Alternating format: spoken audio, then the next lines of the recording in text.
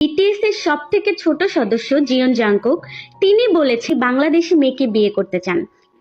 Army camp থেকে ফিরে এসেই তিনি বিয়ে করবেন, কারণ তার বিয়ের বয়স হয়ে গিয়েছে অনেক আগে।